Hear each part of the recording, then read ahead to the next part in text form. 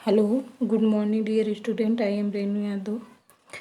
आज मैं आपको क्लास 5th की हिंदी पढ़ाऊंगी। क्लास 5th की हिंदी में 3rd चैप्टर तक आपको पढ़ा दिया गया है और लिखा भी दिया गया है, जो आपने अपनी नोटबुक कॉपी में इसके क्वेश्चन आंसर को लिख लिया होगा। इसके आगे आपको 4th चैप्टर पढ़ना है। 4th चैप्टर आप देख पा रहे होंगे स्क्रीन पे।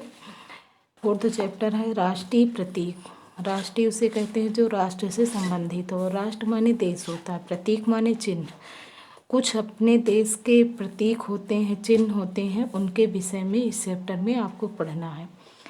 देखिए, राष्ट्रीय प्रतीक क्या है। किसी भी देश के राष्ट्रीय प्रतीक उस देश के ऐसे चिन्ह होते हैं, चिन्ह मतलब निशान, जिससे उस राष्ट्र की पहचान अंतर्राष्ट्रीय जगत में होती है। अंतर्राष्ट्रीय जगत माने संसार, अंतर्राष्ट्रीय माने अपने से बाहर देशों में भी होती हैं। हमारे देश के भी कुछ राष्ट्रीय चिन्ह हैं, जिसमें सबसे पहला है राष्ट्रीय प्रतीक या चिन्ह। राष्ट्रीय प्रतीक या चिन्ह, अशोक स्तंभ हमारा राष्ट्रीय चिन्ह है। राष्ट्रीय प्रतीक या चिन्ह में अशोक स्तंभ हमारा राष्ट्रीय चिन्ह है। अशोक स्तंभ का चित्र भी बना हुआ है।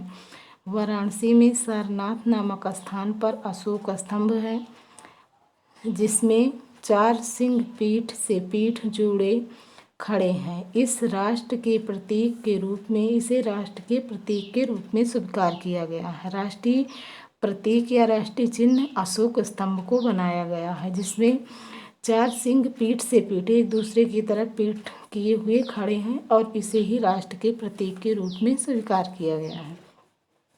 महात्मा बुद्ध ने शांति का अपना पहला उपदेश सारनाथ में दिया था। सारनाथ जो वाराणसी में है। यह प्रतीक बताता है कि हम देश की शांति और सद्भावना के लिए वचनबद्ध हैं। हमारे राष्ट्रीय प्रतीक के 4 सिंहों में से एक दिखाई नहीं देता।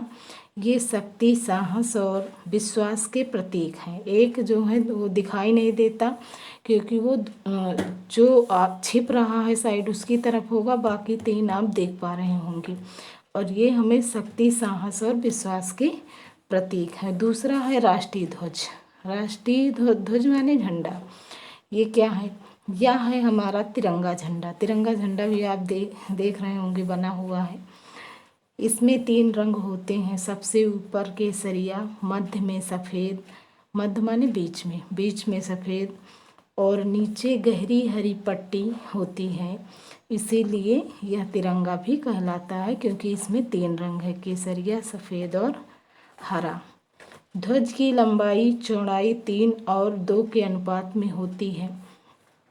ध्वज की लंबाई चौड़ाई 3 और 2 के अनुपात में होती है। यदि लंबाई और चौड़ाई की बात करें तब 3 और 2 के अनुपात में होती है, और यदि चौड़ाई और लंबाई की बात करें तो 2 और 3 के अनुपात में होती है। सफ़ेद पट्टी पर नीले रंग का चक्र बना होता है। इस चक्र में 24 तीलियां होती हैं, जिन्हें प्रगति का सूचक माना जाता है। प्रगति माने आगे बढ़ने का।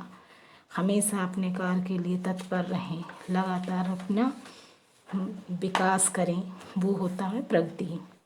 यह आगे बढ़ते रहने की प्रेरणा देता है, जो बीच में बना हुआ चक्र है। राष्ट्रीय झंडे के इस रूप को 22 जुलाई 1947 को संविधान द्वारा अपनाया गया है। राष्ट्रीय झंडे के इस रूप को 22 जुलाई 1947 को संविधान द्वारा अपनाया गया है। तीसरा है राष्ट्रीय गीत। राष्ट्रीय गीत वंदे मातरम है हमारा राष्ट्रीय गीत वंदे मातरम है। इसे बंकिम चंद्र चटर्जी ने संस्कृत में लिखा था। आगे फिर आपको कल पढ़ने को मिलेगा। आप यहाँ तक पढ़िएगा इस चैप्टर को और समझिएगा। और ये चैप्टर आप बहुत ही अच्छा चैप्टर है। ये आपका एकदम लर्न हो जाना चाहिए, क्योंकि जीके से रिलेटेड सभी जो है पॉइंट इसमें है। Okay, thank you.